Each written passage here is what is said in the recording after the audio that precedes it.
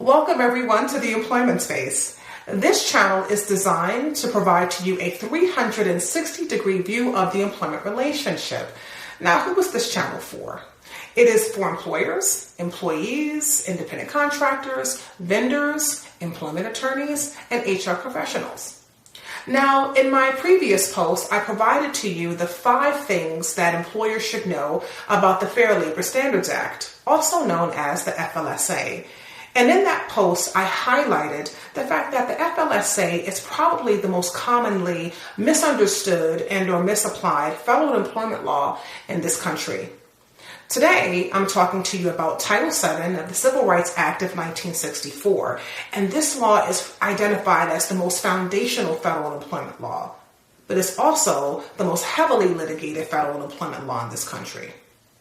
So today, I'm going to bring to you and highlight the 5 most important things employers should know about Title VII. Let's get into it.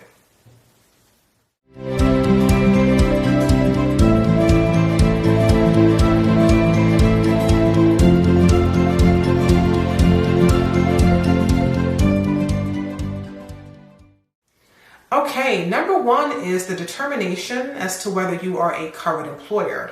Now, quickly referencing the Fair Labor Standards Act, the previous approach, in that post, in order for us to determine whether a private employer is covered under the FLSA, that particular law looks to interstate commerce involvement and whether or not your workers, your employees specifically, are involved in any kind of interstate activity. Okay. Under Title VII, we look to, or I say we as a former litigator, but Title VII looks to a threshold amount. In other words, as a private employer, do you have at least 15 employees working for your company? And if the answer is yes, then coverage under Title VII extends to your company. In other words, you are a covered employer.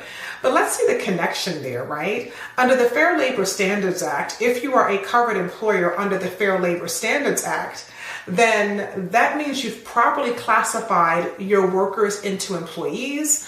And then under Title VII, you take those employees, right? And you're like, okay, do I have 15 employees, right? That's kind of like the connection. Just want to make that connection between the 2 laws. So it's very simple and clean under Title VII. If you have, as a private employer, 15 employees, then you are indeed considered a covered employer. I always say for informational purposes only, when dealing with Title VII, it's probably best to err on the side of caution when it comes to this law. And the best way to do that is to speak to your employment counsel and to confirm whether you meet that threshold amount. And another interesting thing about Title VII is that it extends. I think employers assume that Title VII coverage only affords protection to a certain group of employees, when in fact, Title VII extends its protection to prospective talent for your company. In other words, individuals who are going through an application interview process and seeking employment into your organization. Title VII also extends coverage to your existing employment relationship, your current employees. And it also extends coverage to former employees, individuals who used to work for your company and now they may be separated or they left the company either voluntarily or involuntarily. So meeting the threshold amount of 15 employees, that's really going to be the starting determining factor as to whether or not Title VII extends to your company and whether you can consider yourself a covered employer, right? But again, speak to your attorney, your employment attorney, to make that confirmation for you, okay? Let's move on to number 2. What is the purpose of Title VII? Title VII prohibits discrimination on the basis of race, color, gender, sexual preference, sexual orientation, sexual identity, religion, and national origin. It prohibits discrimination within the work relationship because individuals are considered or identified to be members of what we call protected classes, which is all of those groups that I just listed. Another thing about discrimination that Title VII recognizes is that it doesn't have to be overt. I understand that Title VII was enacted in 1964, but now in 2026, discriminatory treatment can show up within the work relationship in many different ways. Again, it doesn't have to be intentional. It doesn't have to be overt. Discrimination can appear in a very subtle way. It can be in conversation. It can be in writing. It can appear in the employee handbook and policies and business practices and even your codes of ethics. But Title VII makes it very clear. It extends its protection to prohibit discrimination in any form within the work relationship. Let's move on to number 3, harassment. Harassment claims under Title VII is the most common risk to employers. Sexual harassment is defined as unwelcome behavior that is severe or pervasive, and the result of that behavior is that it has a negative impact on the terms and conditions of the employment for the individual who has experienced the harassment. The key here is that Title VII does not recognize or require the proof of intent. It's all about whether the behavior was unwelcomed and was it offensive to the individual who experienced the mistreatment. Another key thing for employers to pay attention to is how do you respond to these claims? And that's going to say a lot. And how do you respond? Have you responded properly? If the EEOC contacts your company and shares that there's been a reporting of sexual harassment, who do you call? It's definitely not Ghostbusters. That was a bad joke. But anyway, what you need to have is the right response to these claims. You absolutely have to have the right response and the right consultation to move forward to address these reports and these grievances properly, whether it's internally or externally with the EEOC or in a federal lawsuit.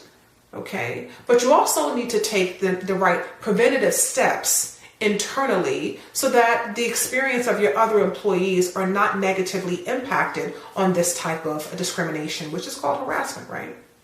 Now, there are 2 types of harassment. There's quid pro quo and there's hostile work environment. Now, hostile work environment is so robust. It is so much information tied to that type of harassment that I would need a separate post. So for the sake of talking about harassment in this video, we're going to focus on quid pro quo. Now, quid pro quo stands for this for that. And how people commonly connect to this type of harassment in terms of how you become aware of it is that it's typically between someone that's a person of power within the organization. Maybe someone seen higher up in the org chart, and they will be in connection with another employee who may not have the same perceived power. And with quid pro quo, it's usually an exchange for something or an ask for an exchange for something. For example, if you go to dinner with me, I will give you this promotion. If you go on a date with me, I will give you a merit increase. A this for a that. A common misconception, though, is sexual harassment does not have to take place between a person of power and a person with not the same level of perceived power. That's not the only way that it can happen. It can also happen between just across the organization between any employees. It could also happen involving individuals who are not employees reaching into the organization or having some sort of connection with your employees. And as a result, this non-employee is known to harass individuals within your organization. And sexual harassment can also take place outside of work hours. So the necessary thing is to have the proper policies within the organization, to have a ways for there to be an internal grievance process, but also to take the necessary preventative steps if you do have a grievance within the organization to address them properly. So number 4 is about retaliation. One common thing is that most of the employment laws, whether federal or state, they have not only a discrimination aspect to them. In other words, the purpose of the law doesn't have to be discrimination, because the Fair Labor Standards Act doesn't necessarily talk about discrimination. But federal employment laws have their general purpose, and then they all usually have an anti-retaliation statute. And what that typically means, and believe me, Title VII is no different, what that typically means is that an employer cannot take any retaliatory steps toward the terms and conditions of an employee's workplace experience, for employees' employment, if you will.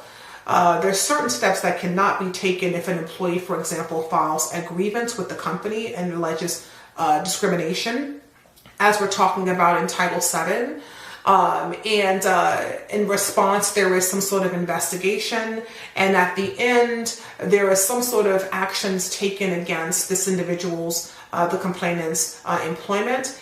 If it is considered an adverse employment action, then that can be in direct violation of Title VII's what we call Anti-Retaliation Statute. In general, again, an employer cannot take those types of adverse steps just because someone makes an internal complaint or even an external complaint alleging discrimination of some sort.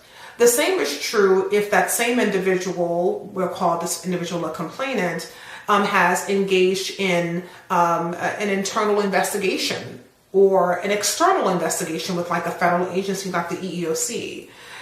In this investigation, the heartbeat of it is to investigate whether there is some sort of discrimination or retaliation in the workplace. The employer cannot take these adverse or retaliatory steps against an employee because of that, because there is an investigation, because of a complaint. The same the same applies under Title VII when there's an investigation and there are witnesses who are revealed, who have alleged to have some sort of knowledge, right?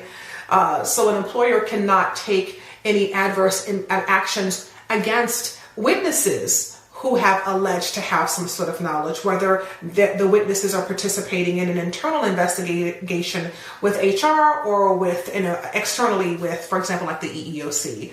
The adverse actions cannot be taken against those individuals as well. Okay, so being very careful, and what I'm saying here is just for informational purposes only. Adverse employment actions, that's a whole separate post as well.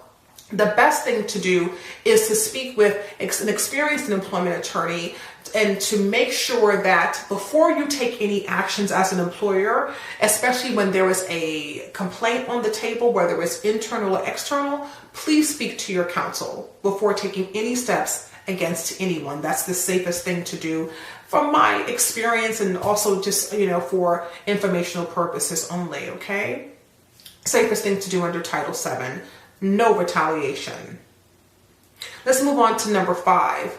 And number 5 is really about process. It's about documentation and consistency for the employer, right?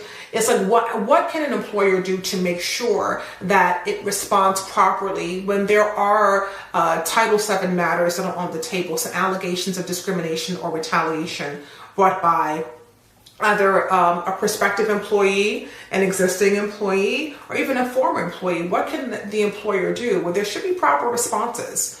It's appropriate for there to be properly drafted policies that are followed by the organization. It's important to have some sort of hands-on the decisions that are being made, and that there's some sort of level of consistency there, When there are complaints, ensuring that your HR department is responding to these complaints properly. Okay. And last, it's important to make sure that you as an employer, that you're able to articulate the legitimate non-discriminatory reason in response to these allegations. And that's going to take you having the proper relationship with an experienced employment attorney that works in conjunction with your HR team. Okay. So here we are. We have our 5 important things employers should know about Title VII. It's really about, and that's not, Title VII is not only about discrimination. It's not only about retaliation. It's about fairness. It's about accountability. And it's also about proper response from the company's perspective, okay? I hope you found this information helpful. Please remember to like, share, subscribe, comment. If you need me to take a deeper dive into some of these topics, feel free to comment. My email address also appears in the description box below. I hope to see you next time. The next topic is going to be about the Equal Pay Act. I'll see you then. Have a good one.